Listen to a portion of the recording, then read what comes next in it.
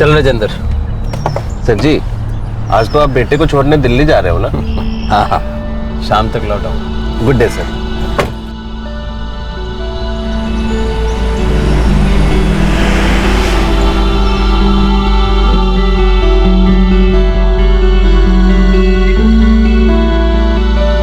इस बार तू ऑस्ट्रेलिया से दुबला होके आया ना, मैं तेरे से बात ही नहीं करूंगी। माँ काम करता हूँ, पूरा वक्त खाते थोड़ी ना रहूंगा।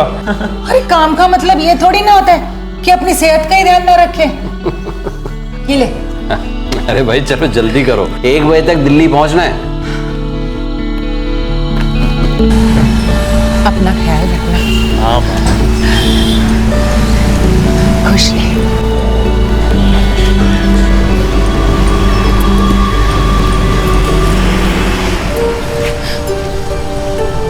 माँ, भैया 2 साल बाद हमेशा के लिए वापस आ जाएंगे।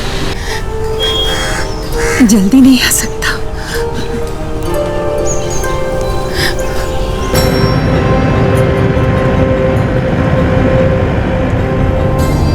पापा पक्का 2 साल बाद अपना सब कुछ समेट के मैं यहीं कुछ अपना शुरू कर लूँ। तेरा जो दिल आए कर, पर तेरी माँ ने एक बात पक्की कर लिया, इस साल तेरी शादी कर देनी है बस। अब चेंज नहीं हो सकता। भाई कोई लड़की पसंद आएगी नहीं? पापा वो आप और माँ खुद तय कर लीजिए, आप जिससे बोलेंगे मैं शादी कर लूँ। और हाँ, आपको बस 1 साल सर्विस करनी है तो चुपचाप रिटायर हो जाना है। और बेटा मैं तो अब और कोई एक्सटेंशन नहीं, बहुत मेहनत कर ली आपने, अब अपनी सारी जिम्मेदारी मुझ पे डाल दी। ठीक है बेटा, जैसे तू कहेगा करूँगा। जल्दी आ जाना, तेरे बिना घर सोना लगता है। मैं जल्दी आ जाऊंगा पापा, डोंट वरी।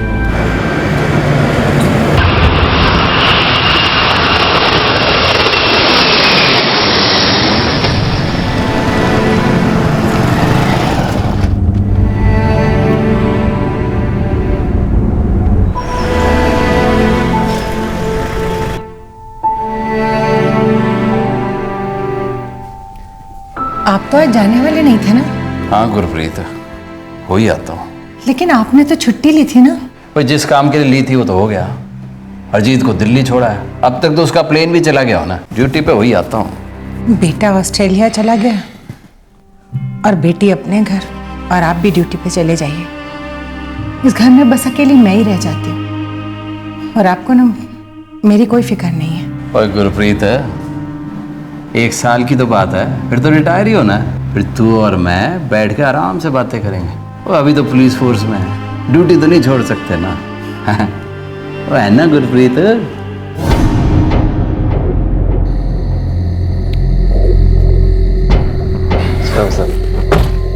सर जी, मुझे लगा कि छुट्टी ली है तो नहीं आएंगे आज। और राजेंद्र, तू अब मत शुरू हो जा गुरप्रीत की तरह। हाँ चल गाड़ी चला। एक ईमानदार इंस्पेक्टर जर्नैल सिंह, जिनके रिटायर होने में सिर्फ 1 साल बाकी था। जून 2013 का दिन उनके लिए बहुत इमोशनल था, क्योंकि वो अपने बेटे को दिल्ली छोड़ने गए थे, जो कि ऑस्ट्रेलिया जा रहा था, और शाम तक वो चंडीगढ़ वापस लौट आए। ड्यूटी के पक्के जर्नैल सिंह छुट्टी पर होने के बावजूद नाइट पेट्रोलिंग के लिए तैनात थे। कोई नहीं जानता था कि यह रात कितनी मुश्किल होने वाली थी। सर जी, पूरे करियर में आपने एक दिन भी छुट्टी ली होगी? याद नहीं अब। मुझे तो लगता है एक दिन भी नहीं ली होगी। हाँ, बेटी की शादी में ली थी, और भी ली होगी कभी कभार।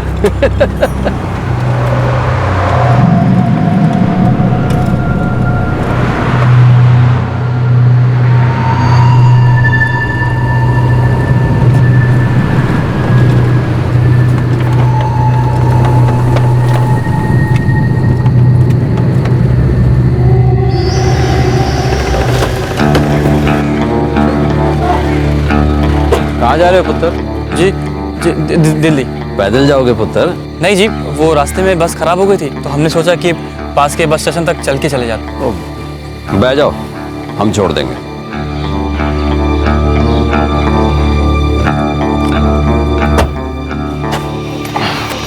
बैठ जा।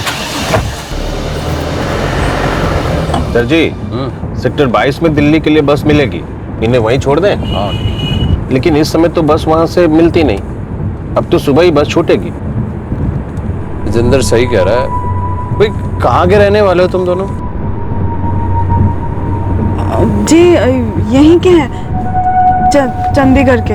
ऐसा करो तुम दोनों घर चले जाओ, हैं? सुबह बस पकड़ लेना। ओ चलो हम भी छोड़ देते हैं। नहीं नहीं सर, आप हमें बस स्टेशन तक छोड़ दो, बाकी हम देख लेंगे। तेरा ना की है पुत्र?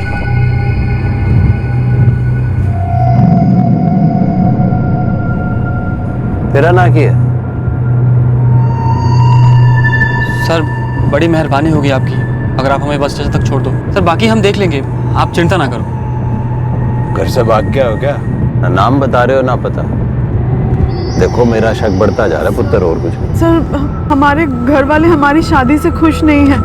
अगर हम लौट गए तो वो हमको मार डालेंगे। कुछ नहीं कहेंगे, मैं हूं तुम्हारे साथ। चलो बताओ कहाँ के रहने वाले हो, बोलो। राजेंद्र थाने ले चल गड्डी। जी sir ji. Sir please sir ये रख लो और हमें बस स्टेशन तक छोड़ दो। अरे पुत्र इसे अपने पास रख, ये बच्चे हो तुम, अपने माँ बाप से बात करो, और नहीं तो मैं कर लूंगा, ठीक है? सर आप हमें बस स्टेशन तक छोड़ दो, मैं आपके हाथ जोड़ रहा हूँ सर।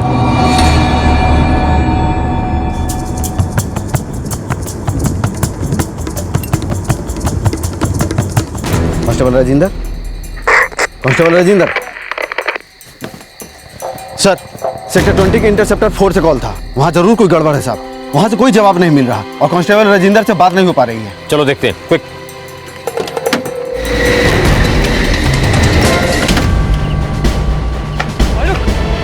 ज्यादा होशियारी की ना तो गोली मार दूंगा। सेफ्टी।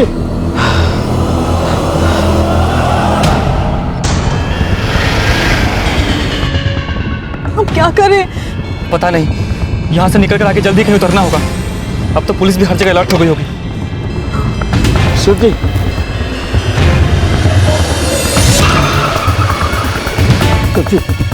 सेफ्टी।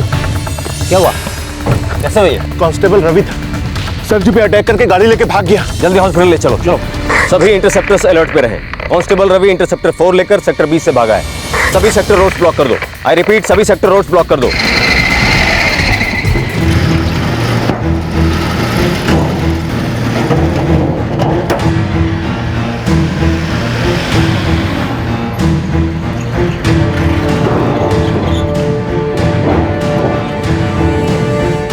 इंटरसेप्टर 4 को पकड़ना है। कांस्टेबल रवि लेकर भागा है, उसके साथ एक लड़की भी है जो शायद प्रिया है।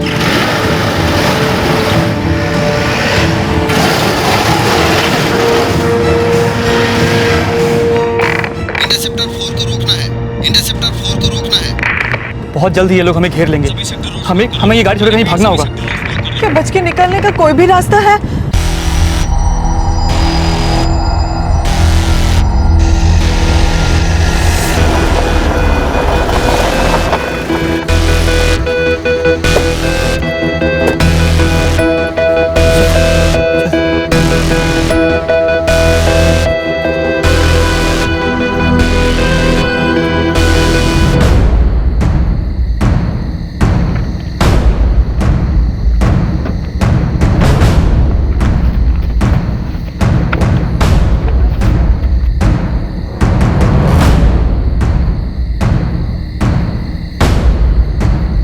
इंटरसेप्टर 4 धनस गांव के पास गाड़ी मिल गई है। सभी पुलिस पेट्रोल को अलर्ट कर दो।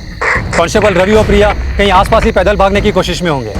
आई रिपीट, सभी पुलिस पेट्रोल और सभी पुलिस स्टेशन को अलर्ट कर दो।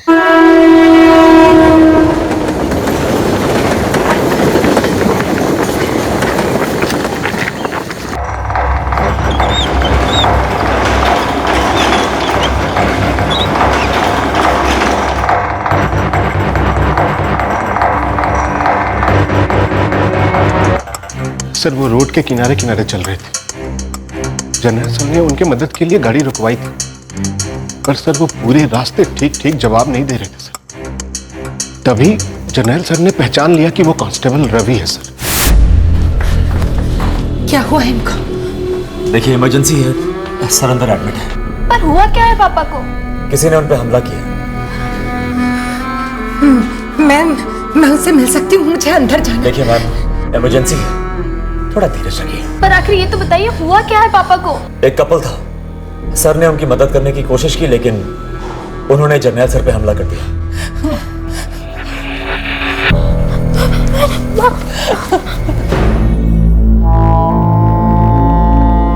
प्रीति, तू हरजीत को फोन कर दे, मुझे पता नहीं क्यों बहुत डर लग रहा है। वो तो अभी पहुंचा ही नहीं होगा। सर, इंटरसेप्टर 4 धनसगांव के पास छोड़ी गई मिली है। अजय, काम करो, फोर्स के हर आदमी को अलर्ट कर दो। उन दोनों का पकड़ा जाना बहुत जरूरी है। उन्होंने 2 खून किए, एक सीनियर पुलिस ऑफिसर पे अटैक किया। अब इससे पहले कि वो कोई और जुर्म करें, उनका हिरासत में होना बहुत जरूरी है। सर,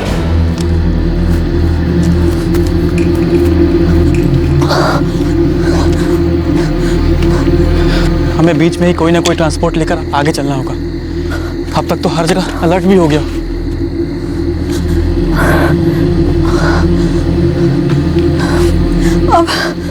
अब सब खत्म हो गया ना रवि? नहीं प्रिया, ऐसा मत सोच। जब तक हम खत्म नहीं होते तब तक नहीं।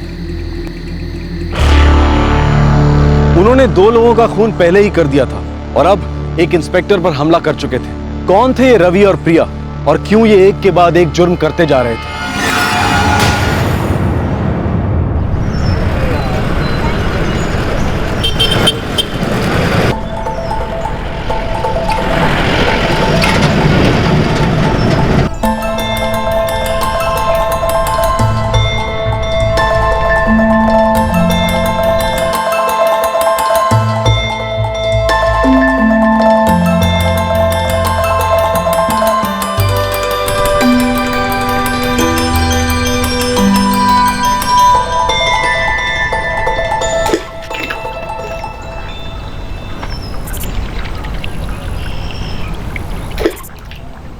अच्छा, तो तू मेडिकल एग्जाम के बाद चंडीगढ़ जाकर पुलिस की नौकरी पे लग जाएगा। पहले मेडिकल एग्जाम क्लियर तो हो जाएंगे।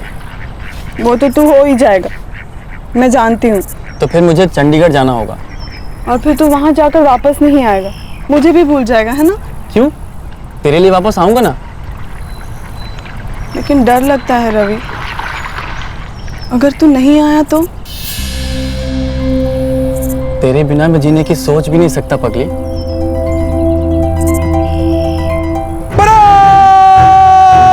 सामने से चल।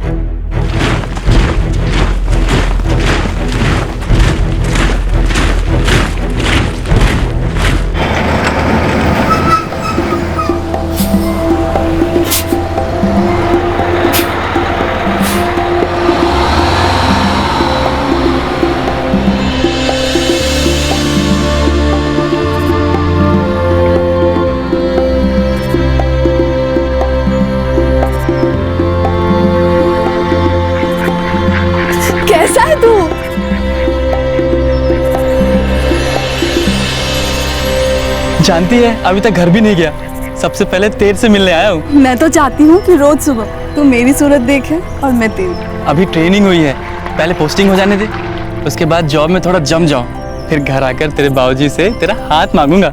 अच्छा जी, कहीं देर ना हो जाए रवि। तो जानता है मैं कितनी सोनी हूँ, कोई और ले जाए ना तो मुझे मत कहना। अच्छा, इतनी जल्दी है तो कर ले किसी और शादी। कर लो। नहीं।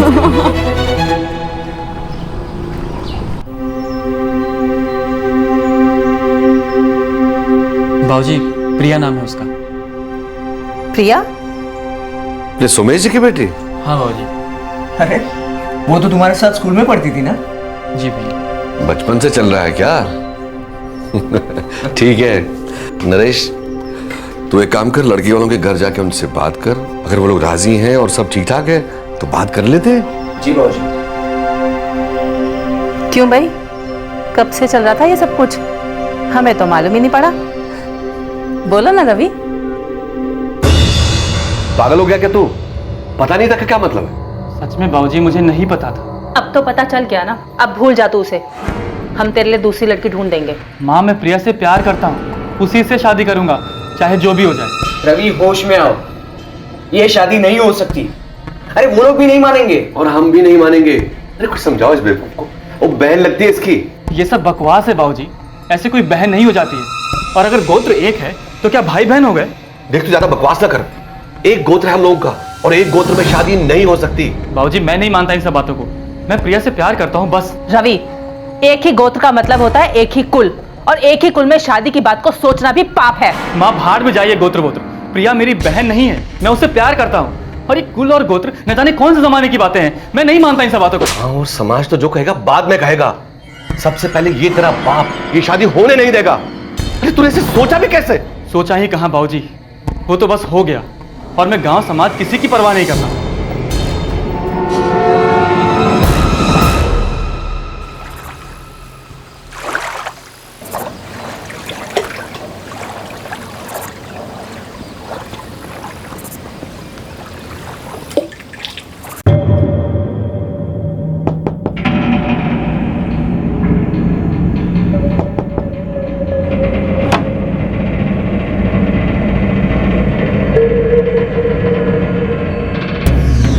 तेरे घर वालों के इतना समझाने के बावजूद भी तुझे अक्ल नहीं आई, फिर भी तेरी इतनी हिम्मत कि तुम उठाए चलाए मेरी बेटी का हाथ मांगने। चाचा जी, बाबूजी तो समझ नहीं रहे, आप तो समझो, हम दोनों प्यार करते हैं एक दूसरे से, फिर ये कुल और गोत्र कहां से आ गया बीच में?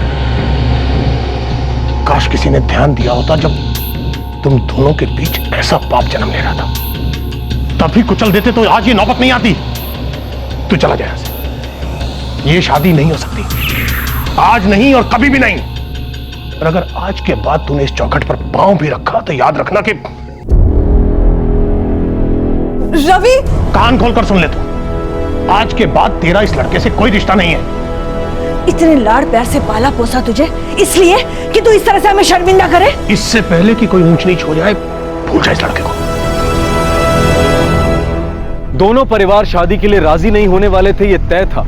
और रवि और प्रिया एक दूसरे के बिना जी नहीं सकते थे। वो एक दूसरे से प्यार करते थे और बरसों पुरानी उस सोच को मानने को तैयार ही नहीं थे जिसके तहत एक ही गोत्र का लड़का और लड़की एक दूसरे के भाई बहन होते हैं।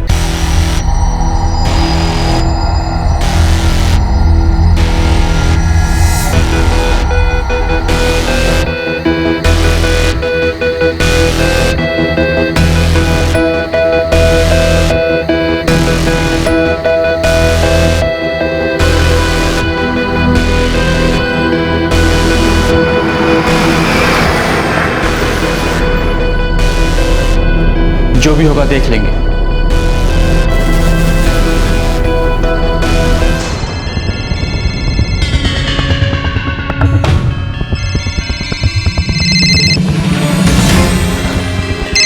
सुनिए, फोन तो घर में है। सब कुछ तय करके भागी है वो। भाई साहब, गलती हो गई। पता चलते ही उसकी शादी करवा देनी चाहिए थी। बाबूजी ये देखिए, रवि अपना फोन लेकर नहीं गया। तुझे पता ही नहीं चला वो कब गया? नहीं बाबूजी, मैंने तो सोचा भी नहीं था कि वो इस तरह भाग जाएगा।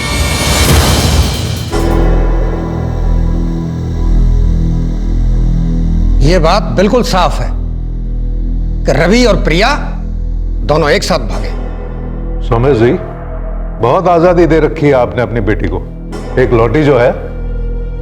प्रताप जी, आपने अपने बेटे रवि को शहर में जाके नौकरी ढूंढने की आजादी दी, जबकि वो आपके बड़े बेटे की तरह गांव में रह के खेतीबाड़ी कर सकता था। ना उसे ये शहर की हवा लगती और ना ये नौबत आती। देखिए जी, जो हुआ सो हुआ।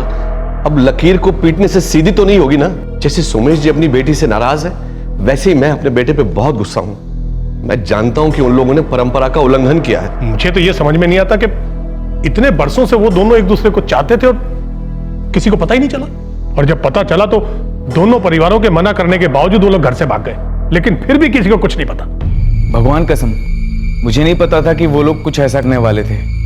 जुगल, रूपेश, राकेश, तुम तीनों रवि के सबसे करीबी दोस्त हो। फिर ये कैसे हो सकता है कि तुम तीनों में से किसी को कुछ भी पता नहीं? हम बचपन के दोस्त हैं रवि के, ये बात तो सच है। लेकिन हम सच कह रहे हैं, हमें ये बात बिल्कुल नहीं पता थी कि रवि और प्रिया के बीच में कोई चक्कर चल रहा है। प्रिया तो कभी ऐसा कुछ भी नहीं बोली। देखो जी, अगर मेरी बेटी ने उनकी जरा सी भी मदद की है तो 100 राब की मैं इसको छोड़ूंगा नहीं। देखो, सबसे पहले उन दोनों को हमें ढूंढना होगा। जो भी गलत हुआ है उसे ठीक करना होगा। ऐसी मिसाल हम कायम नहीं रख सकते, ये हमारे परंपरा के खिलाफ है। प्रताप जी, सोमेश जी, बड़ी हैरानी की बात है, आप दोनों ही जानते थे कि वो एक दूसरे से शादी करना चाहते, फिर भी आपको जरा भी अंदाजा नहीं हुआ कि ऐसा कुछ हो सकता है। बावजूद इसके आपने कोई सही, कोई ठोस कदम नहीं उठाया।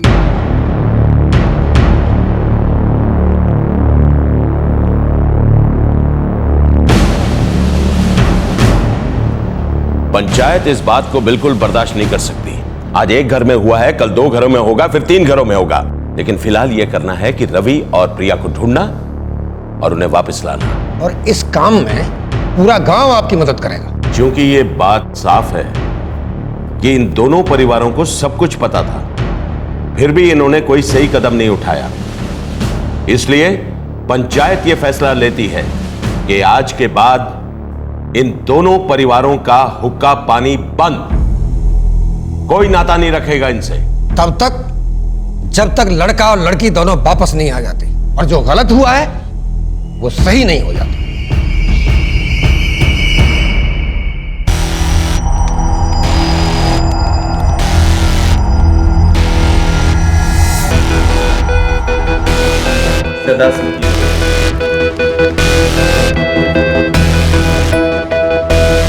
या तो हमारे घर वाले हमारे रिश्ते को स्वीकार करेंगे या फिर हम कभी घर नहीं लौटेंगे।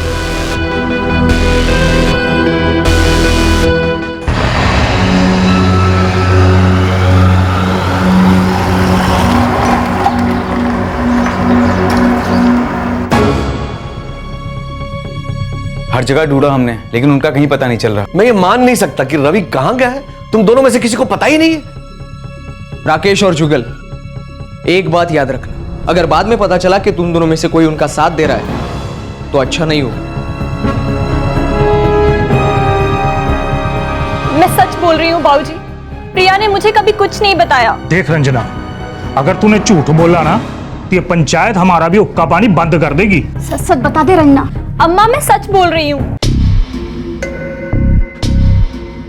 ऐसे कैसे गायब हो सकते हैं दोनों?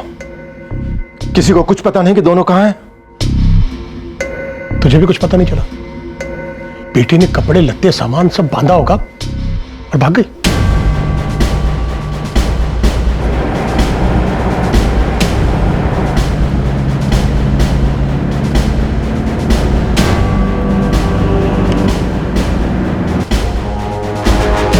नहीं, कांस्टेबल रवि ने ड्यूटी पर रिपोर्ट नहीं किया। वो छुट्टी पे गया था लेकिन वापस नहीं आया। हम कल तक इंतजार करेंगे, नहीं तो उसको बिना इन्फॉर्म किए ड्यूटी पे नहीं आने के लिए सस्पेंड कर। ओम गणपते नमो नमः। ओम गणाधिपते नमो नमः। ओम ब्रह्मोर्भस्वतस्तवितुर्वरेण्यं भर्गो देवस्य धीमहि धियो यो न प्रचोदयात्। सर्वे ग्रहाः शान्तिकराः भवन्तु। पंडित जी, कुछ ऐसा कीजिए कि हमारी बेटी वापस आ जाए। आ जाएगी वो, पता चल जाएगा। इस बार लौटने के बाद थोड़ी सावधानी बरतिएगा, ज्यादा छूट मत दीजिएगा उसे। पंडित जी, वो हमको वापस कब मिलेगी? बहुत जल्द। आपको क्या लगता है हम हमारे बेटे की मदद कर रहे हैं? कैसी बात कर रहे हैं आप सोमेश जी? ड्यूटी पर नहीं गया है वो, हम भी उसे दिन रात तलाश कर रहे हैं। हमारी बेटी अपने आप नहीं भाग सकती है, इतनी हिम्मत नहीं है उसमें। सोमेश जी, बात को समझो। आप अपनी बेटी पे जितना गुस्सा है, हम भी अपने बेटे पे उतना ही गुस्सा है। दोनों ने हम दोनों का नाम मिट्टी में मिला दिया है। हम भी उनकी गलती वैसे ही सुधारना चाहते हैं जैसे कि आप। हम भी उतनी ही तकलीफ में सोमेश जी जितने कि आप। देखिए, झगड़ा करके कोई फायदा नहीं है, दोनों मिलकर ढूंढेंगे। आखिर जाएंगे कहां?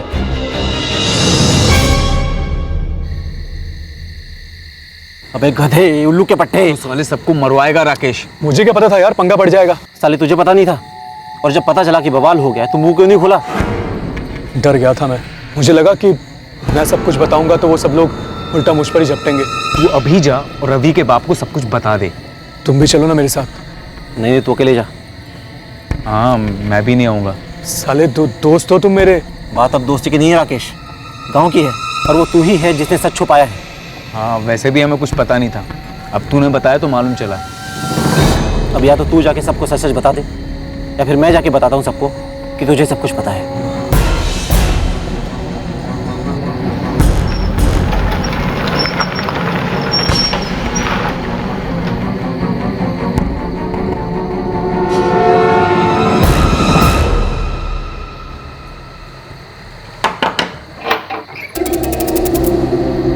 आओ राकेश, कुछ पता चला?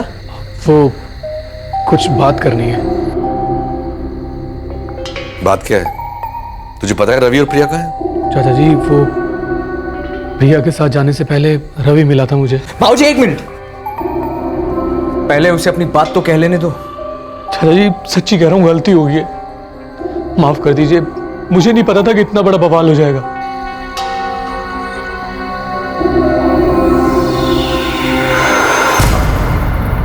है क्या? रवि तू कर क्या रहा है यार? प्रिया के साथ भाग रहा। मैं पागल हो गया क्या? चिंता मत कर, तेरे 25,000 मैं 1 महीने में लौटा दूंगा। बस तू अपना मुंह मत खोल। देख रवि, तू फंसेगा और हम सब अगर अभी नहीं किया तो जिंदगी भर के लिए मैं और प्रिया फंस जाएंगे अलग अलग। चलता हूं। है कहाँ वो? राकेश बता, कहां हैं वो लोग? वो अंबाला में है। वो चाचा जी, वो शादी कर लिया उन्होंने।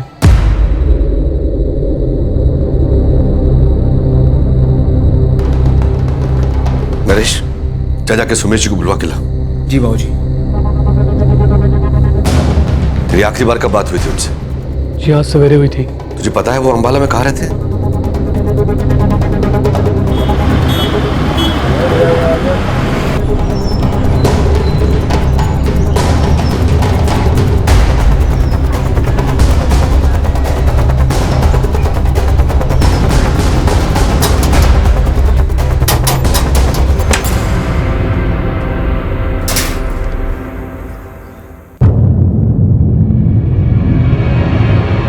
तो सच कह रहा है? साले इतनी दूर क्या मजाक करने आऊंगा?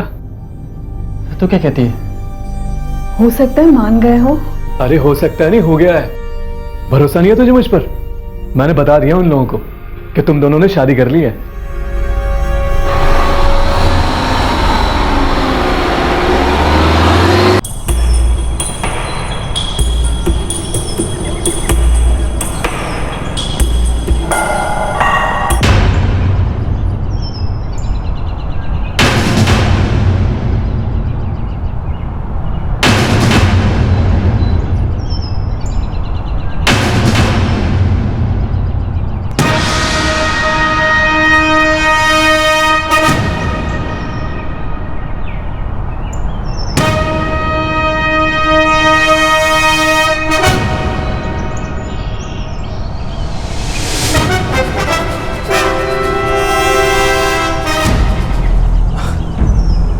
अरे आ जाओ आ जाओ।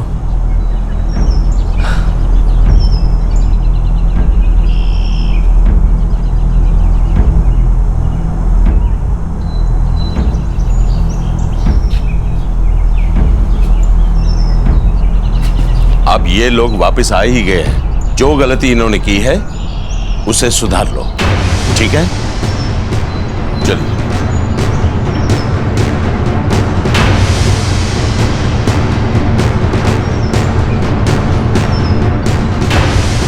अगर आज के बाद तूने घर से बाहर एक कदम भी रखा तो जान से जाएगी तू। चलो वैसे।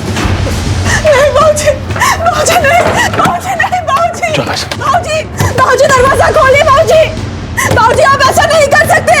बाबूजी ये धोखा है। बाबूजी हमारी शादी हो चुकी है। बाबूजी आप दरवाजा खोलिए बाबूजी। आपको क्या लगता है कि आप ये सब करके हमें रोक पाएंगे? वो तो पता नहीं, मगर इस बार तुम दोनों में से अगर किसी एक ने भी सर उठाया ना तो उसको काटने में देर नहीं लगेगी। सोच ले, जिंदगी जरूरी है या वो लड़की?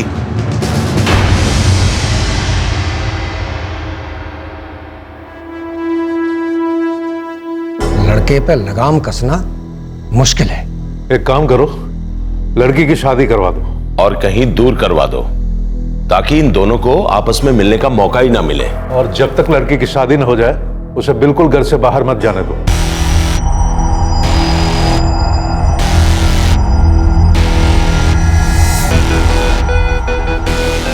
प्रिया बेटा, समय के साथ तू उसे भूल जाएगी।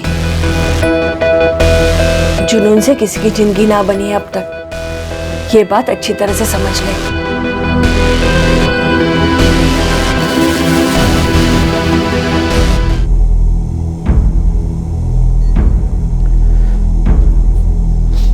उस लड़की को भूल जा और ड्यूटी पे जाना शुरू कर।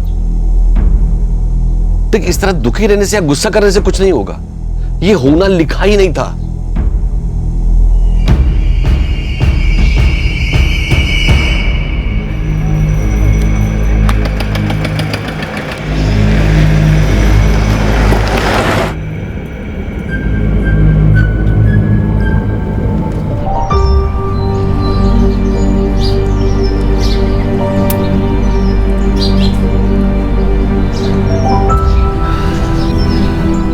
भूपेन जी, हमें आपका बेटा हरीश पसंद है।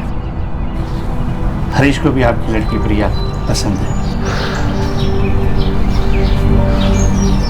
एक बार आप लोग हमारे घर आइए, हरीश भी प्रिया से मिल लेगा और फिर उसके बाद हम लोग मिलकर ये शादी तय कर लेंगे। जी भाई साहब, ये बिल्कुल सही रहेगा। अच्छा जी।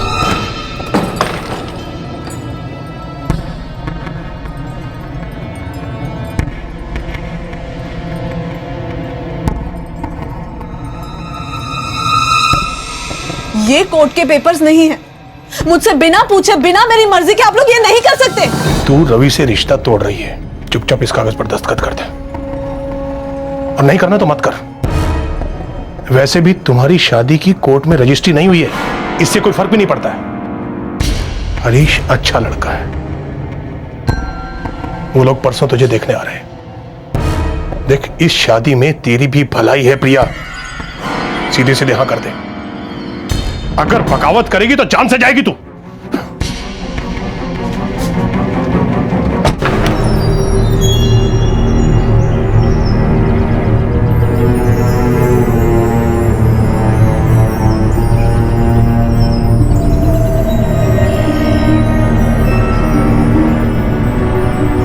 रवि, देख, प्रिया ने शादी के लिए हाँ कर दी है। देख, अब तू भी होश में है और नए सिरे से शुरुआत कर।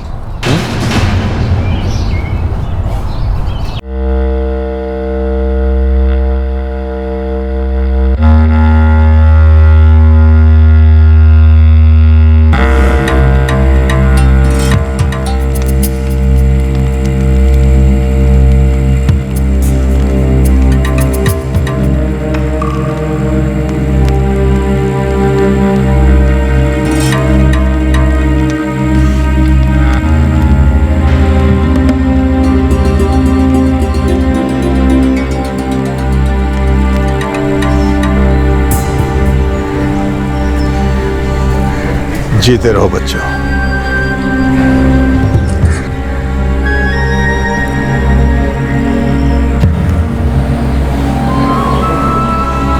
खुश रहे।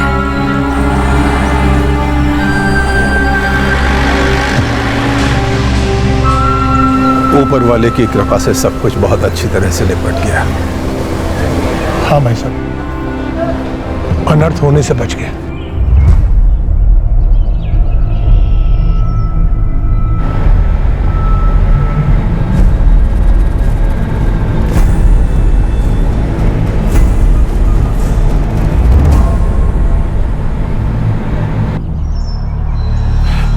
सामान पूरा रख दिया ना?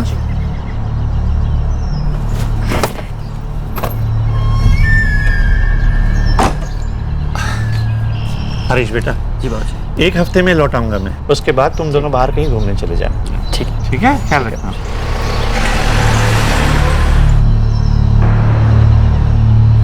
हरीश बेटा, बाहर कहीं बाद में चले जाना, पहले प्रिया को लेकर आसपास कहीं घुमाने ले जाओ। अकेला महसूस करती होगी ना? ऐसा कुछ नहीं है बुआ, उसकी तबीयत कुछ ठीक नहीं है, वो बता रही थी।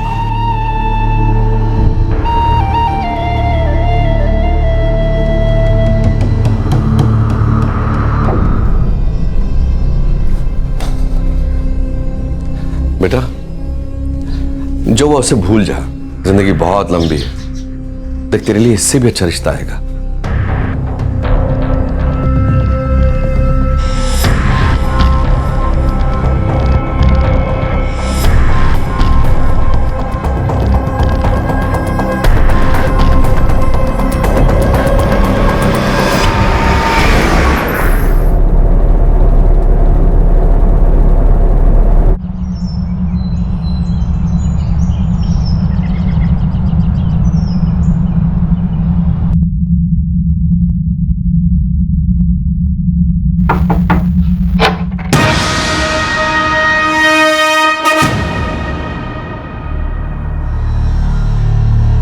कैसी है तू? ठीक हो, तू अंदर आ।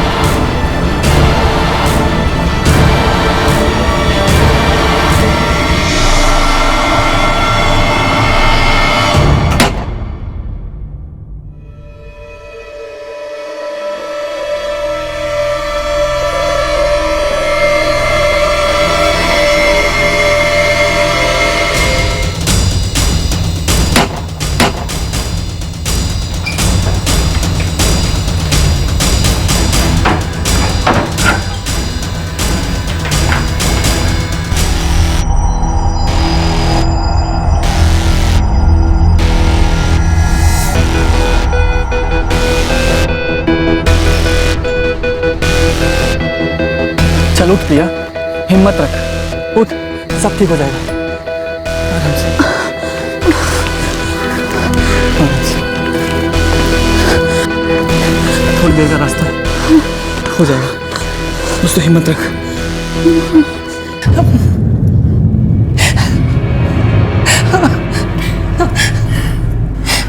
आपसे कहा था ना कि आप ड्यूटी पे मत जाइए, पर आप मेरा कहना कभी नहीं मानते। गुरप्रीत, ड्यूटी तो ड्यूटी है, उससे क्या बचना। जो आज हुआ वो कल भी हो सकता था।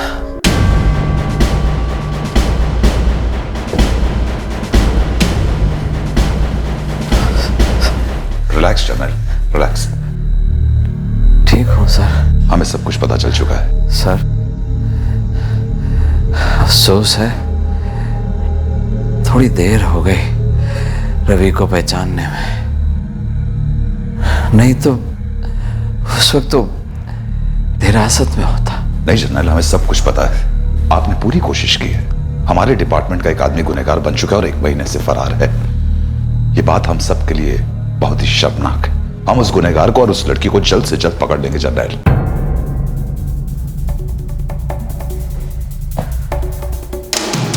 पापा, पापा, पापा, पापा। डॉक्टर को बुलाओ quickly.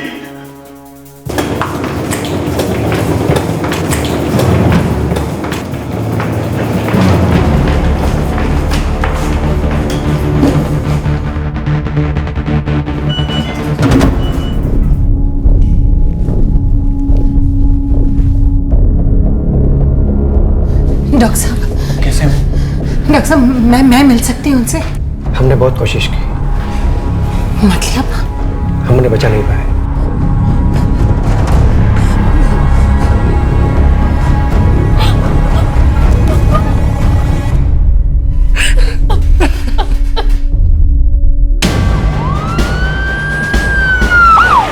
Tempo, truck, rickshaw, taxi, वो लोग ट्रांसपोर्ट के किसी भी साधन का इस्तेमाल कर सकते हैं। हर रास्ते पे नाकाबंदी लगा दो और अपने फोर्स के आदमियों को सादे कपड़ों में हर जगह तैनात कर दो।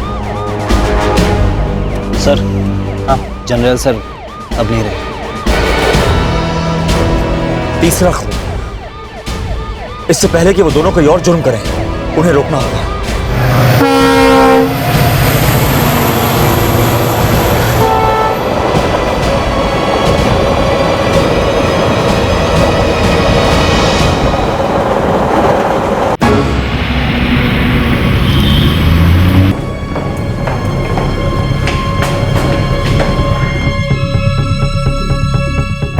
जर्नल एक सीनियर ऑफिसर था, ईमानदार और उसूलों का पक्का। सिर्फ 1 साल बचा था उसके रिटायरमेंट में। एक पुलिस ऑफिसर की इस तरह से मौत हमारी पुलिस फोर्स के मोराल के लिए अच्छी नहीं। सर, उनकी मौत का हम सभी को बहुत अफसोस है। हमें रवि और प्रिया को किसी भी हालत में गिरफ्तार करना होगा। वैसे भी 3 लोगों की जानें जा चुकी हैं। सर, हमने हर तरफ अलर्ट जारी कर दिया है, लेकिन मुझे शक है कि वो शहर से कहीं दूर भाग गए हैं। पहले डबल मर्डर, फिर 1 महीने तक लापता। फिर वो आदमी चंडीगढ़ की सड़कों पर नजर आता है और उसके बाद हमारे ऑफिसर का मर्डर करता है। हर एक को टैप करो, हर रिश्तेदार पर नजर रखो, किसी ना किसी को तो पता होगा कि वो दोनों कहां हैं। यस सर, हम उन्हें पकड़ने की पूरी कोशिश करेंगे सर। मुझे कोशिश नहीं, मुझे रिजल्ट चाहिए, वो भी जल्दी।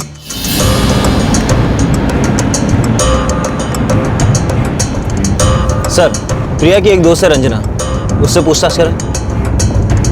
सर, प्रिया ने पिछली बार उसी की मदद ली थी। पर दोबारा उसकी मदद लेंगे वो दोनों? सिर्फ 1 महीना पहले ही रवि ने प्रिया के पति हरीश और उसकी मां सुमित्रा की हत्या की थी और हरीश की बुआ को भी बुरी तरह से जख्मी किया। लेकिन रवि को कैसे पता चला कि प्रिया की शादी किससे और कहां हुई थी और वो हरीश के घर पहुंचा कैसे?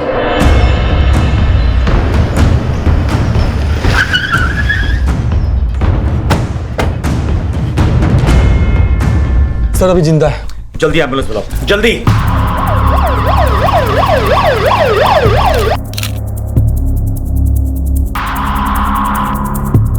साहब, गोली की आवाज सुनी तभी मैं यहाँ भागा आया।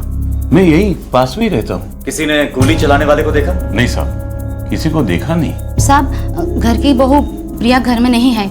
1 हफ्ता पहले हरीश के साथ प्रिया की शादी हुई थी। साहब, कुछ लोगों ने प्रिया के साथ एक लड़के को जाते हुए देखा था। सुना है वो लड़का प्रिया के गांव का ही है।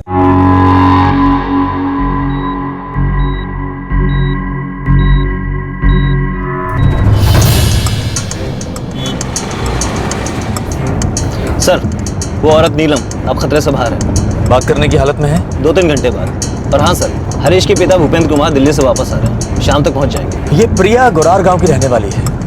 कहीं वहां उसका किसी के साथ प्यार व्यार का कोई चक्कर तो नहीं था?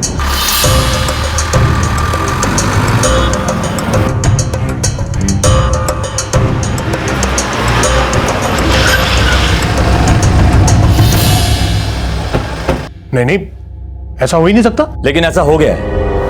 अभी 2 घंटे पहले एक लड़के ने हरीश और उसकी मां को गोली मार दी। उस लड़के ने हरीश की बुआ पर भी गोली चलाई, लेकिन उनकी किस्मत अच्छी थी, वो बच गई। और हादसे के बाद गांव वालों ने प्रिया को एक लड़के के साथ जाते हुए देखा है। प्रिया ऐसा कैसे कर सकती है? गांव से बाहर उसकी शादी कराई, कभी उसे घर से बाहर नहीं जाने दी। फिर वो दीपालपुर में ही ये बात कैसे पता चली रवि को? रवि? रवि कौन है?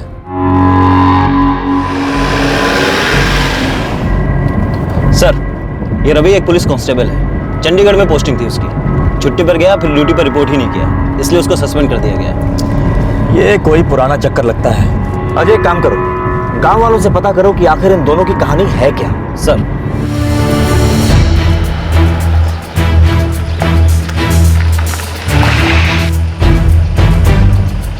साहब ऐसा नहीं हो सकता। वो तो प्रिया को बुला चुका था। वो चंडीगढ़ जा रहा था ड्यूटी पे।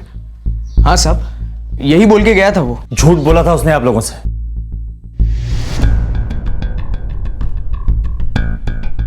साहब, उसको घर लेके आने के बाद वो एक बार भी प्रिया से नहीं मिला। वापस लेके आए मतलब? रवि का नंबर क्या है?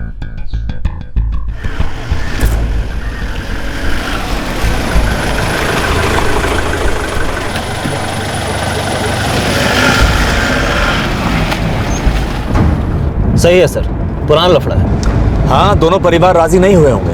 हाँ सर, वही पुराना गोत्र का मामला। परिवार और पंचायत के हिसाब से दोनों भाई बहन थे, इसीलिए सबने विरोध किया।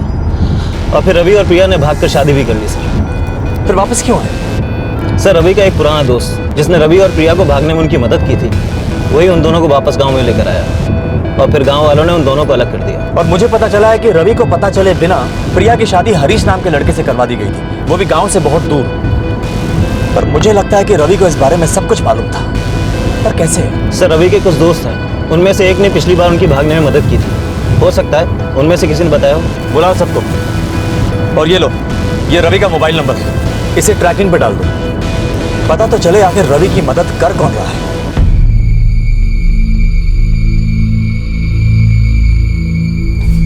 पॉइंट ब्लैंक राइफल से शूट किया गया है। और जिसने गोली मारी वो एक पुलिस वाला था। आप खुद ही चेक कर लीजिए, हो सकता है सर्विस वेपन यूज हुआ हो। इन दोनों के खून में नींद की गोलियों के बहुत ही हाई ट्रेसेस मिले हैं। हो सकता है कि ये एक सोची समझी साजिश हो। और हरीश की बुआ जो कि अब तक जिंदा है, उनके ब्लड सैंपल्स में से भी स्लीपिंग पिल्स के हाई ट्रेसेस मिले हैं।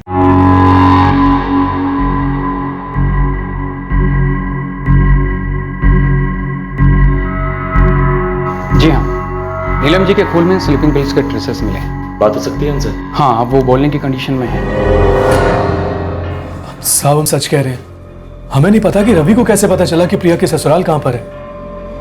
हाँ साहब, हमें तो ये भी नहीं पता कि प्रिया की शादी किससे और कहाँ हुई। तुम्हारा दोस्त रवि वहां पर सर्विस राइफल लेकर गया था। उसने प्रिया के पति हरीश, उसकी माँ और उसकी बुआ तीनों पर ही गोलियां चलाई और उसके बाद प्रिया को लेकर वहां से भाग गया। मामले की गंभीरता को समझ रहे हो ना तुम लोग?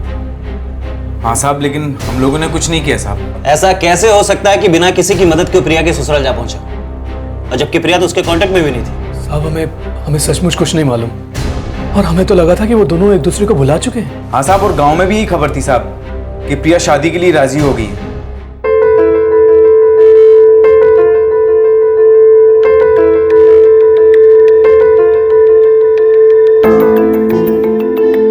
हम बड़ों के बीच में बैठे रहोगे तुम दोनों तो एक दूसरे से बात भी नहीं कर पाओगे। जाओ बेटा, बाहर बैठ के बात कर लो।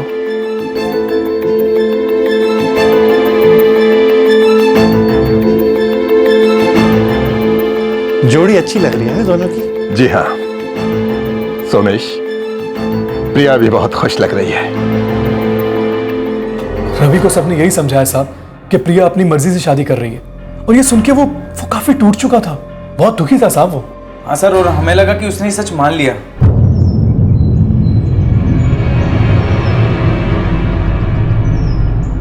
रवि, कुछ चीजें ना नसीब में नहीं होती हैं। सच्चाई को झुठलाने से कुछ नहीं होगा रवि। सच्चाई ये है कि तू नसीब का लिखा मान ले और उसे भूल जा। हो सकता है यार, तुम लोग जो कह रहे हो वही सही।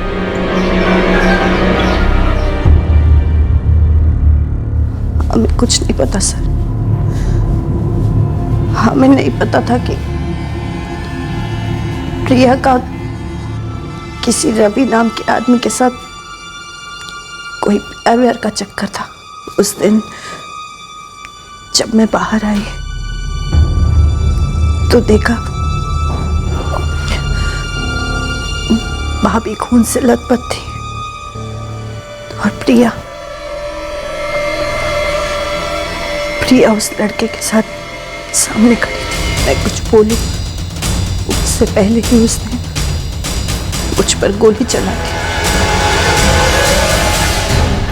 आपके खून में नींद की गोलियों के अंश पाए गए हैं, हरीश और सुमित्रा के खून में भी।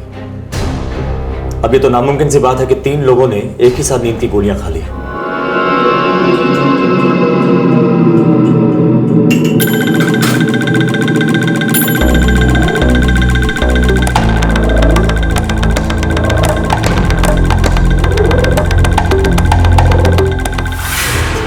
माँ जी,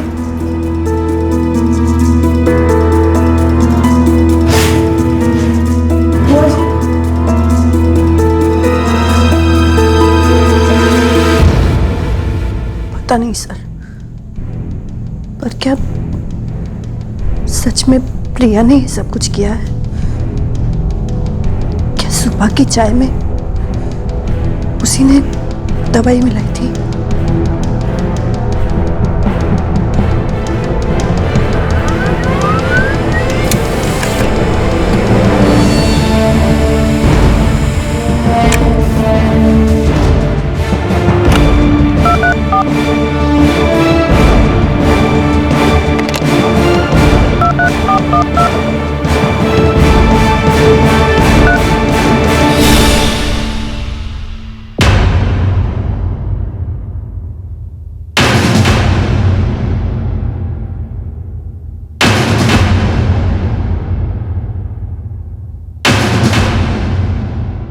जब बच्चे पे लगाम ना हो तो ऐसा ही होता है। मैंने तो बहुत कोशिश की, बेटी की शादी तय कर दी, वो भी दूर के गांव में, और बहुत ही कम लोगों को पता था कि उसकी शादी किससे हो रही है। फिर भी रवि को पता चली गया ना, उसने तो जाके प्रिया के पति को मार डाला और उसकी सास को भी। इस बात पे भरोसा करके बहुत बड़ी गलती की कि वो दोनों एक दूसरे को भूल पाएंगे। मैं सच कहता हूं जी, मुझे बिल्कुल नहीं पता कि मेरा बेटा वहां पहुंचा कैसे।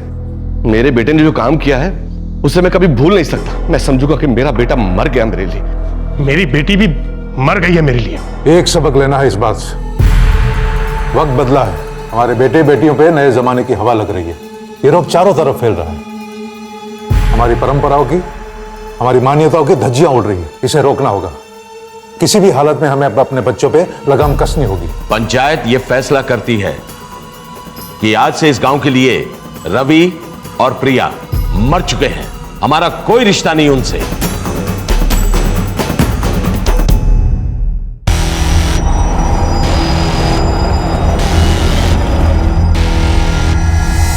रवि, ऐसे कब तक भागते रहेंगे?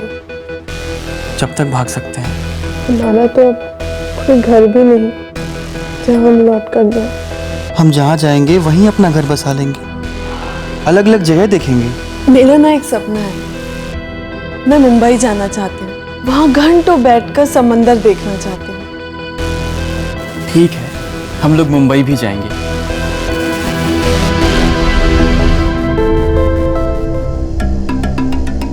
सर, रवि का सेल फोन 4 मई से ही बंद है, जब वो घर से निकला था।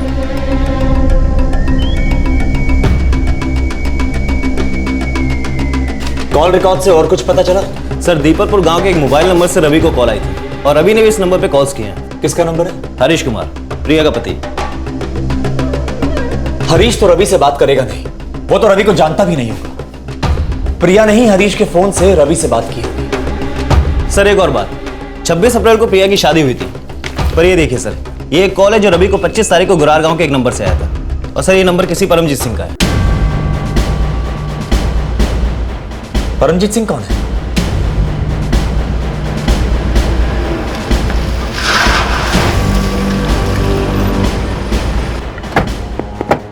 मेरे फोन से रवि को फोन? पर मैं उसे क्यों फोन करूंगा? अब ये तो आप ही को मालूम होगा, क्योंकि कॉल आप ही के नंबर से किया गया था।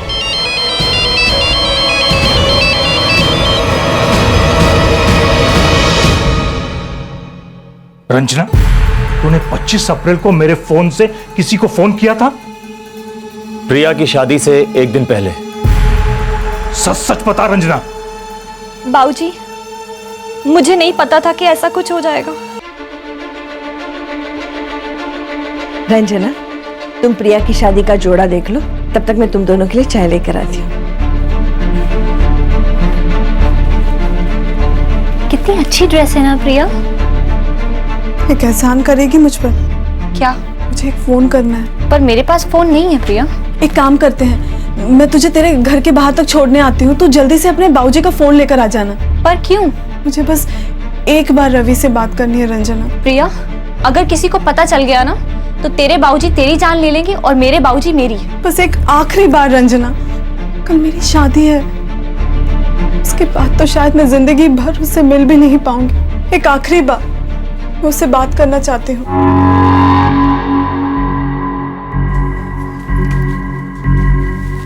चटनी आपने लिखी ना? जी सर। अब 3 तरह की चटनी है। हाँ ठीक है। प्रिया बेटा, कहाँ जा रही हो? कहीं नहीं बाबूजी, बस बाहर तक। रंजना अपने घर से कुछ चूड़ियां लेकर आ रही है, वो ही देखने जा रही थी। अच्छा अच्छा, जल्दी आ जाना बेटा। हाँ बाबूजी, अभी आई।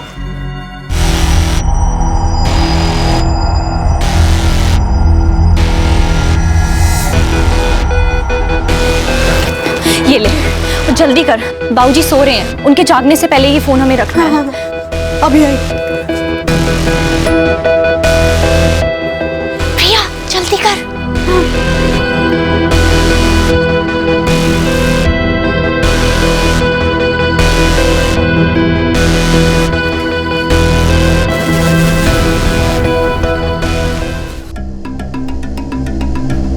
प्रिया ने यही कहा था कि उसे आखिरी बार बात करनी है। मुझे नहीं पता था कि वो ये सब सोच रही है। एक मिनट रंजना, इससे पहले कितनी बार तुमने प्रिया की मदद की है? मैं तुमसे पूछ रहा हूं, कितनी बार? फोन पहली बार दिया था साहब, पर वो हर बार कोई ना कोई चिट्ठी भिजवाती रहती थी रवि को। उसी ने मुझे कहा था रवि को उसकी शादी के बारे में बताने के लिए। पहले किया साहब, फिर डर गई, बंद कर दिया चिट्ठी देना। Sir, murder weapon service rifle है जो रवि को इश्यू किया गया था। इस सर्विस राइफल की ही गोलियां हैं, इस पर निशान भी है। इसमें कोई शक नहीं है कि ये आर्मरी के हैं। ऐसा कैसे हो सकता है? रवि को ना ही राइफल सैंक्शन की गई थी ना ही गोलियां। वो सस्पेंड हो चुका था।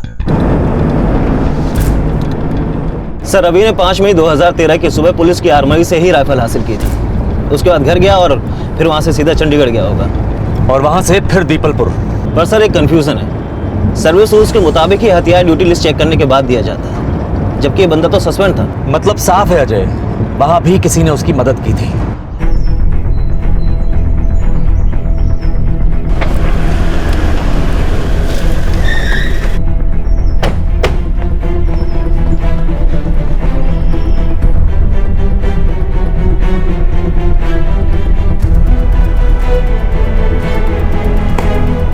कांस्टेबल मनिंदर सिंह, रवि सस्पेंडेड था ये बात तुम पहले से जानते थे। इसके बावजूद तुमने उसे कार्बाइन और राइफल इशू कर दी।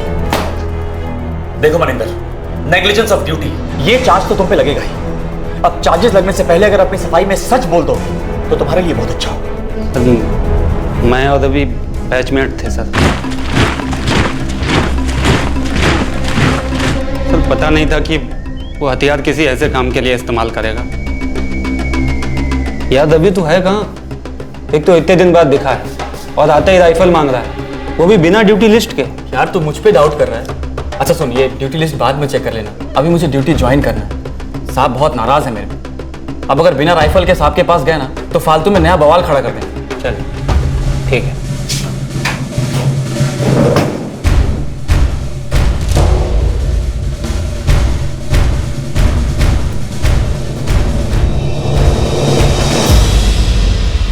थैंक्स यार।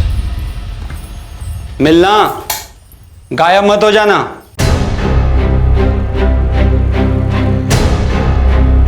सब मुझे नहीं पता था भगवान कसम की वो ऐसा कुछ काम करेगा। सब कुछ बहुत ही अच्छी तरह से प्लान किया गया था। वो दोनों गांव से भागना ही नहीं चाहते थे। सर ये प्रिया ने ही अपने पति, सास और बुआ सास को नींद की गोलियां दी होंगी ताकि ये लोग जब भागे तो कोई इनका रास्ता ना रोक सके। और फिर ये रवि आया होगा, उसने सब पर गोलियां दाग दी होंगी। अजय एक काम करो, इन दोनों के नाम का रेड अलर्ट जारी कर दो और उसे हर स्टेट में भेजो। ये दोनों किसी भी कीमत पर बच के निकलने नहीं चाहिए। सर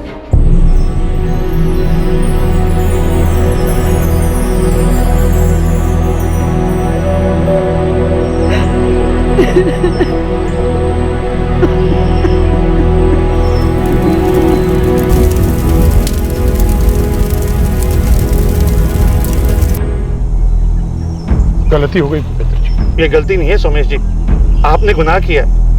आप तो घर के बड़े थे ना, आपने कभी नहीं बताया कि रवि और प्रिया की शादी हो चुकी है। एक बार सच तो बोला होता, मेरी बीवी और मेरे बेटे की जान तो बच जाती। देखिए, उस शादी का कोई मतलब ही नहीं था। हम सबने तो उस शादी को मानने से ही इनकार कर दिया था। लेकिन वो तो मानते थे। रवि ने मेरे बेटे और मेरी बीवी को मार डाला और उसमें आपकी बेटी भी शामिल थी। आपने अपने खुदगर्जी में मेरे परिवार को तहस नहस करके रख दिया। हरीश और उसके परिवार को प्रिया और रवि के रिश्ते के बारे में कोई जानकारी नहीं थी। एक परिवार के सम्मान को बचाने की कोशिश में दूसरे परिवार ने उसकी कीमत चुकाई, जिसका इस प्रेम कहानी से कोई संबंध नहीं था। पुलिस ने पूरे 1 महीने तक रवि और प्रिया को गिरफ्तार करने की कोशिश की, लेकिन वो उन तक पहुंच ही नहीं पाई। और फिर रवि और प्रिया अचानक नजर आए चंडीगढ़ में, जहां उन्होंने एक बार फिर एक निर्दोष पुलिस ऑफिसर जर्नैल सिंह की जान ली, जो कि एक सच्चा और ईमानदार ऑफिसर था।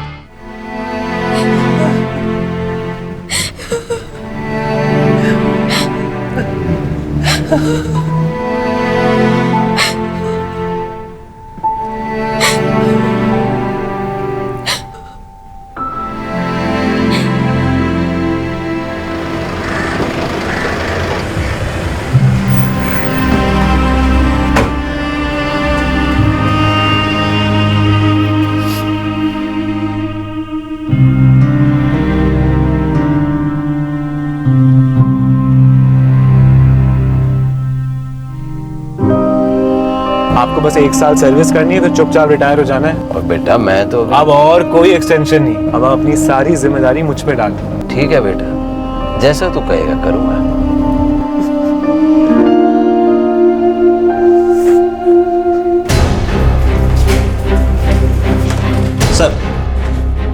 रवि का सैलरी अकाउंट सील कर दिया गया। उसके अकाउंट से आखिरी ट्रांजैक्शन क्या हुआ था? पिछले महीने में एक भी नहीं सर। हाँ, उसने मई में 2 लाख रुपए का लोन जरूर लिया था, शायद भागने की साजिश करने से पहले। किसी रिश्तेदार से कोई खबर? उसके बाप भाई सब पे नजर है सर।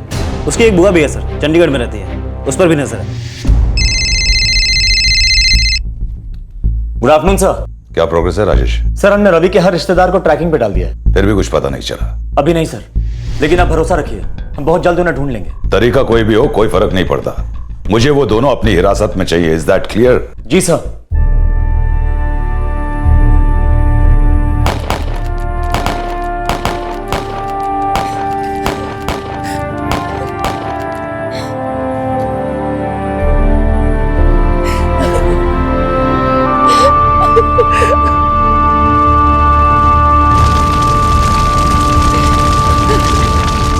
जर्नैल सिंह का अंतिम संस्कार पूरे राजकीय सम्मान के साथ हुआ। पूरी पुलिस फोर्स ने अपनी 1 दिन की तनख्वाह जर्नैल सिंह के परिवार को डोनेट की।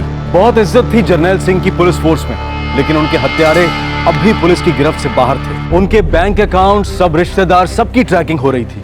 फिर भी अब तक कुछ पता नहीं चल पा रहा था कि रवि और प्रिया हैं कहां। रवि जो खुद एक पुलिस कांस्टेबल रह चुका था, पुलिस को चकमा देने के लिए सभी हथकंडे इस्तेमाल कर रहा था, लेकिन वो कब तक बच पाया?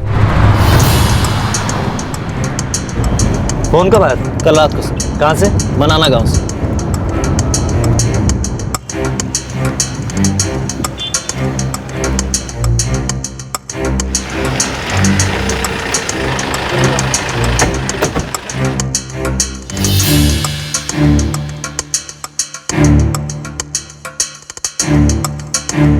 याद नहीं साहब। ऐसे कितने लोग आते हैं रोज तेरी दुकान पर जो तू उन दोनों को पहचान नहीं पा रहा है?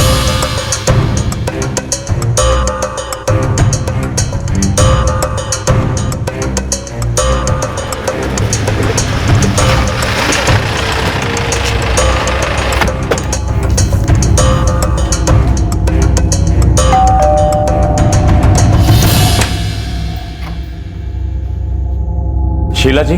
जी। आप रवि कुमार की बुआ हैं?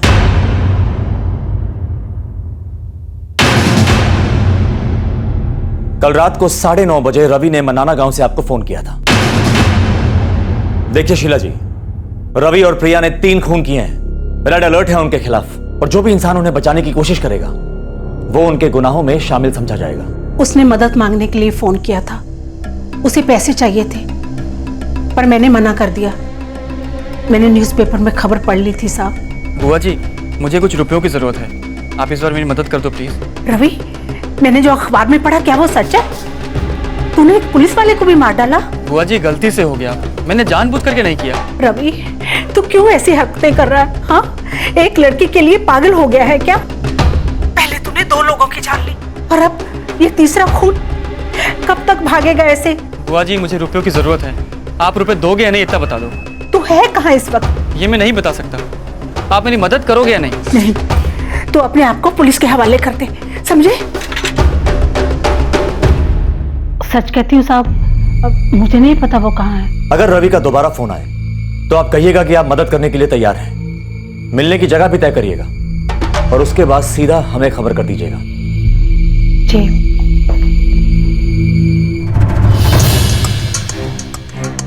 देखिए शीला जी, रवि जितनी जल्दी गिरफ्तार होगा उसके लिए उतना ही अच्छा है। 3 खून किए हैं उसने, समझ रही है ना आप?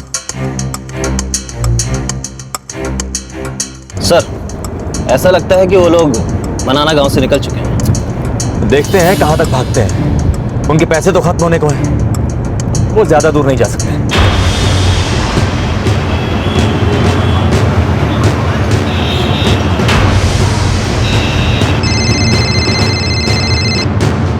भैया, Rajesh Kumar, Rai police station. Sir, constable Nitin Gupta बोल रहा हूँ दिल्ली से। हाँ बोलो। मैं और कांस्टेबल रवि कुमार ट्रेनिंग में एक साथ थे।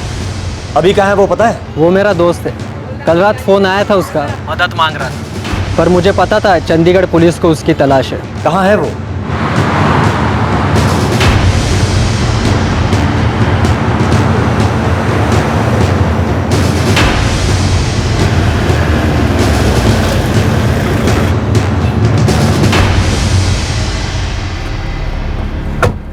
अब भी वही है? हाँ सर, मैंने उनके लिए रहने की जगह बुक की थी, अभी भी वो वहीं है प्रिया के साथ।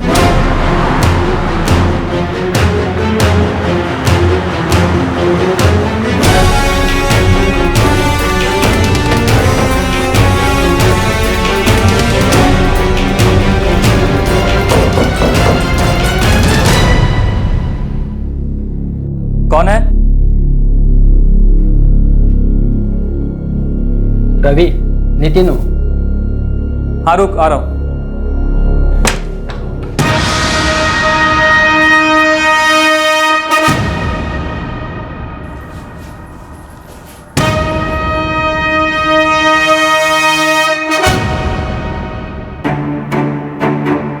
तेरी कोई गलती नहीं नितिन, एक ना एक दिन तो ये होना ही था, और वैसे भी हम इसके लिए तैयार थे।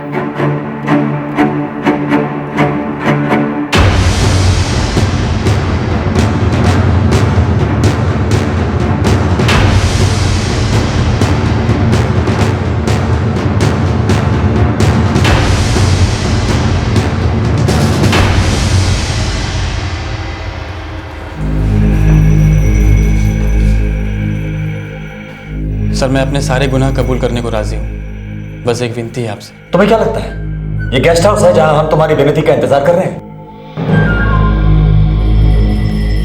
सर, वो प्रिया प्रेग्नेंट है।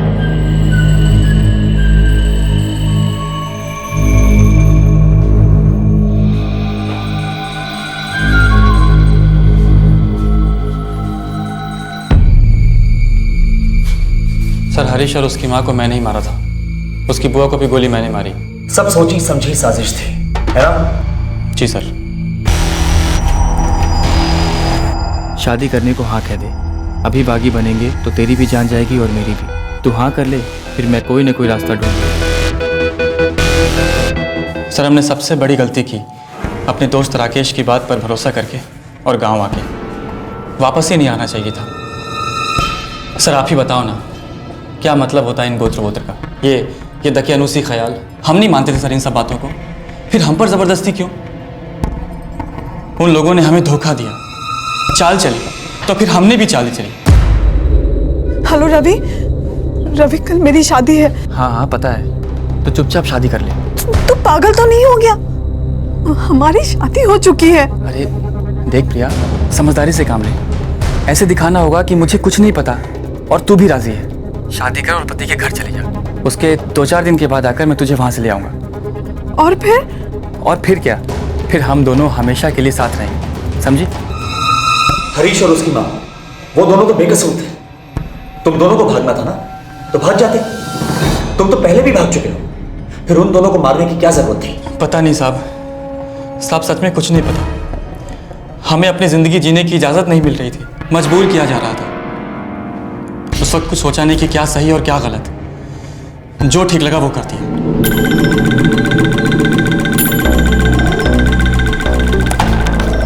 ससुर कहते थे? हाँ, 1 हफ्ते बाद लौटेंगे। ये नींद की गोलियां हैं, मैं कल दोपहर तक आऊंगा, तो तैयार रहना।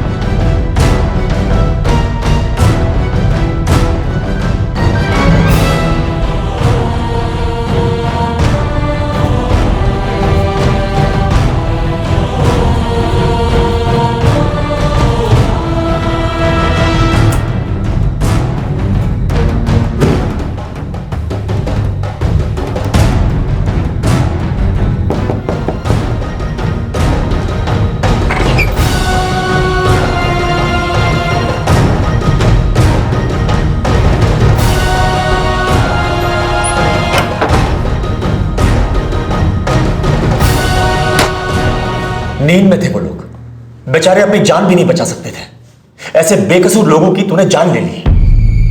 और जर्नैल सर, उन्होंने तो तुम्हारी मदद की थी। तुम जानते भी हो वो कितने सीनियर अफसर थे। सर, मैंने उनसे कहा था बस स्टेशन तक छोड़ दो। सर, उनसे मेरा कोई लेना देना नहीं था और ना ही उन्हें नुकसान पहुंचाने का मेरा कोई इरादा था। सर, मैं ऐसा कुछ भी नहीं करना चाहता था। सर, हमने थोड़ी पुलिस की गाड़ी रोकी थी, हम तो अपना रास्ता ढूंढ रहे थे बस स्टेशन तक के लिए। हम तो भाग जाना चाहते थे सर, इस शहर से दूर, हमेशा के लिए। 3 लोगों की जानें लेकर तुम कितनी दूर जा सकते थे? सर, हमें मालूम था कि हम ज़्यादा दूर तक नहीं जा सकते। हमने जब पहला जुर्म किया था तभी मालूम पड़ गया था कि हम बचेंगे भी नहीं। सर, आप ही बताइए, जो रिवाज कानून को मंजूर नहीं है देश के संविधान के हिसाब से जायज नहीं है। ऐसे दकियानूसी रिवाजों का राज अभी क्यों है हमारे समाज में? और इसी सोच को हम अपनी संस्कृति और परंपरा कहते हैं। सर, ऐसी सोच के साथ हम जिंदगी नहीं जी सकते।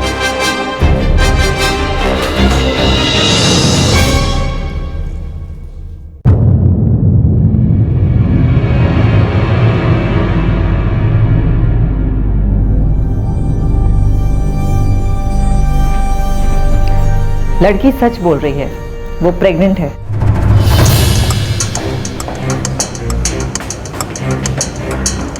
सर, हमने वो सर्विस राइफल और कार्बाइन हासिल कर ली है जिससे हरीश और उसकी मां का खून हुआ था।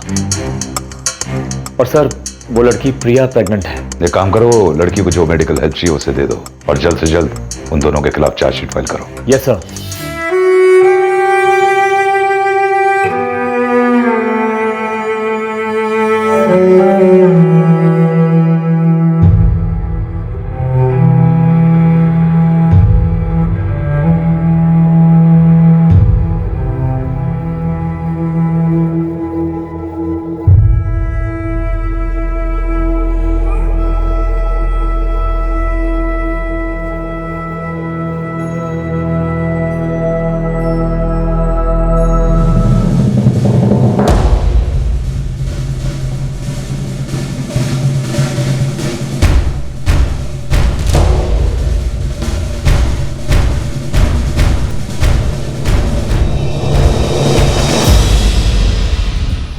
रवि और प्रिया फिलहाल न्यायिक हिरासत में हैं और उन दोनों पर आईपीसी की अलग अलग धाराओं के तहत चार्जेस फाइल हुए हैं। धारा 302 हत्या के लिए, 307 हत्या करने की कोशिश, धारा 409 criminal breach of trust by public servant, धारा 186 यानी किसी पब्लिक सर्वेंट को उसकी ड्यूटी करने से रोकना, धारा 333 किसी पब्लिक सर्वेंट पर उसकी ड्यूटी के दौरान उस पर जानबूझकर हमला करना और उसे जानलेवा चोट पहुंचाना, धारा 397 चोरी या डकैती करते वक्त किसी पर जानलेवा हमला करना जिसकी वजह से किसी की जान जाना, और आर्म्स एक्ट के तहत भी उन पर चार्जेस फाइल हुए हैं। पुलिस ने हाई कोर्ट में अपील की है कि इस केस को फास्ट ट्रैक कोर्ट को सौंपा जाए। हाई कोर्ट ने इस अपील को मंजूर कर लिया है और इस केस की सुनवाई जल्द ही हर रोज शुरू हो जाएगी और फिर जल्द ही कोर्ट से फैसला भी आ जाएगा। जर्नैल सिंह का बेटा हरजीत, जो कि ऑस्ट्रेलिया जा रहा था, फ्लाइट स्टॉप ओवर पर उसने जब अपना फोन ऑन किया तब उसे अपने पिता की गंभीर हालत की जानकारी मिली। वो तुरंत वापस लौट आया। रवि और प्रिया को अपने किए की सजा जरूर मिलेगी, इसमें कोई शक नहीं, लेकिन उनकी प्रेम कहानी पीछे कुछ सवाल छोड़ जाती है, जिसने 3 निर्दोष लोगों की जान ली। क्या यह जुर्म रोका नहीं जा सकता था? क्यों इसकी दस्तक को सुनकर भी अनसुना कर दिया गया? हमारी सामाजिक मान्यताएं, हमारी परंपराओं की एक ऐसी गुलामी है कि उसके सामने इंसान की, उसकी जिंदगी की, उसके जज्बात की कोई कीमत नहीं। जो लोग सत्ता में हैं, क्या वो ऐसी दकियानूसी मान्यताओं के खिलाफ कोई ठोस कदम नहीं उठा सकते? जुर्म को रोकने के लिए कानून का पालन करने में क्या हम ज्यादा संवेदनशीलता नहीं दिखा सकते हैं, बजाय इस बात पर शोर करने के कि जुर्म कैसे हुआ और उसे कैसे दिखाया गया? जिन लोगों पर कानून की रक्षा करने की जिम्मेदारी है, वो ऐसे परंपरावादी लोगों की रक्षा क्यों करते हैं? क्यों नहीं लग सकती रोक ऐसी पंचायतों पर? अगर प्रशासन सामाजिक मान्यताओं पर, रूढ़ियों पर प्रतिबंध नहीं लगा सकता, जिनकी वजह से कई जाने जाती हैं, तो फिर हम क्या बात करें अपराध पर नियंत्रण की? हमारे राजनेता, चाहे वो किसी भी पक्ष के हों, जिन्हें हम अपने वोट से सत्ता के गलियारे में भेजते हैं, वो ऐसी रूढ़ियों के खिलाफ कार्रवाई करने की बजाय खामोश रहना पसंद करते हैं। जिन्हें आवाज उठानी है वही अगर खामोश रहें, तो हम किस प्रशासन की बात कर रहे हैं? किससे उम्मीद कर रहे हैं हम? आपसे फिर मुलाकात होगी क्राइम पेट्रोल दस्तक में एक और नए केस के साथ। तब तक अपना ख्याल रखें, सुरक्षित रहें और याद रखें, एक बेहतर और स्वतंत्र समाज को बनाने के लिए हमें रूढ़िवादी दकियानूसी परंपराओं से ऊपर उठना होगा। जय। इस तरह के और भी एपिसोड देखने के लिए हमारे चैनल को सब्सक्राइब करें और बेल आइकन दबाना ना भूलें।